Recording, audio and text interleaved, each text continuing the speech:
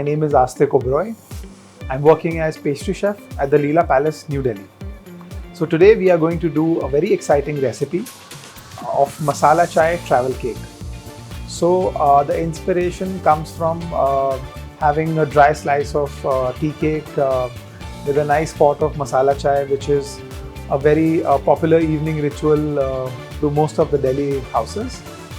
So here we have just curated both the aspects of the high tea at home and made a masala chai infused travel cake. So our recipe will start with making of the masala tea decoction. We are going to start roasting the spices in the pan lightly. So first thing that goes in the pan is some saffron. Then we have got some star anise. For the star anise, you can just lightly crush with the hand, which will give out a nice flavor. Then we have got some cinnamon stick, clove, lightly roasted. Now roasting of the spices will actually bring out the flavor because it releases the natural oils present inside these spices. After a couple of minutes, you will have a very nice aroma in the kitchen, which will also mean that your spices are almost done. So once our spices are roasted, we will put the full fat milk. We will also put the tea leaves, the Darjeeling tea leaves.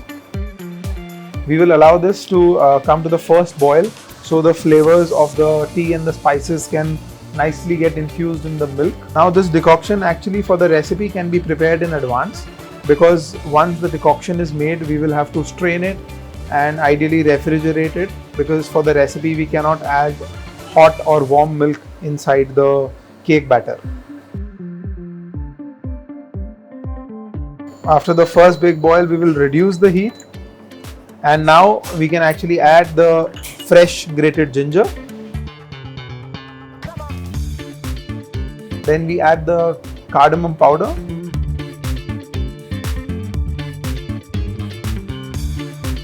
We will switch off the induction and strain the same. We have a very nice amber color and nice flavor of all the spices that has been deeply infused in the decoction. Now the important part is we will have to squeeze the decoction right till the end, because the last part has the most flavor of the tea, ginger and all the spices. So there we go. The first part of the recipe is ready. So now next part of the recipe is sifting all the dry ingredients together. So we start with whole wheat flour or atta, all purpose flour or maida.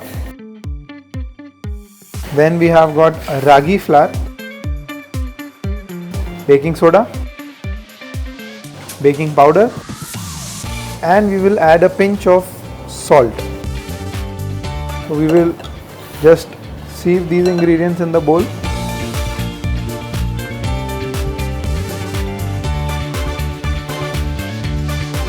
So next part of the recipe is mixing the sugar with all the wet ingredients. So we will start with Greek yogurt.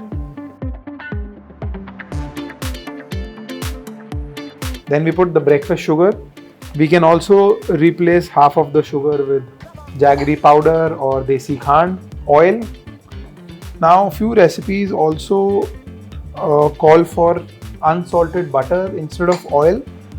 We can use unsalted butter, but the recipe with oil will always be much softer than the recipe with butter, and it will have a better shelf life.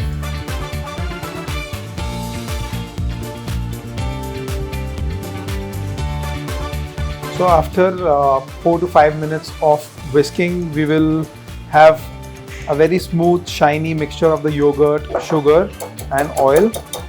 Now next part is slowly adding the dry ingredients in parts. So that's part 1. So we will slowly start to mix it.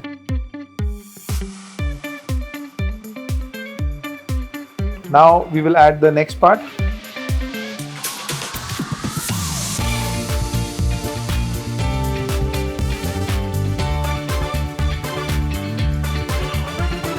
start adding the masala chai decoction. Slowly keep on mixing the batter till all the ingredients form a uniform paste or a batter.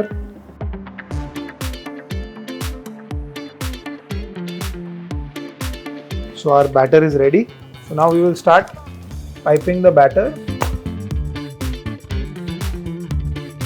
For this mold we have already preheated the oven to 160 degrees Celsius and we will be baking it for 25 to 30 minutes. Next I am going to sprinkle some crushed almonds on top of the cake.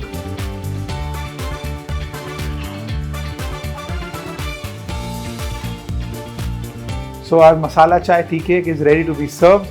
Wishing you all a very happy and prosperous Diwali from the Leela Palace, New Delhi.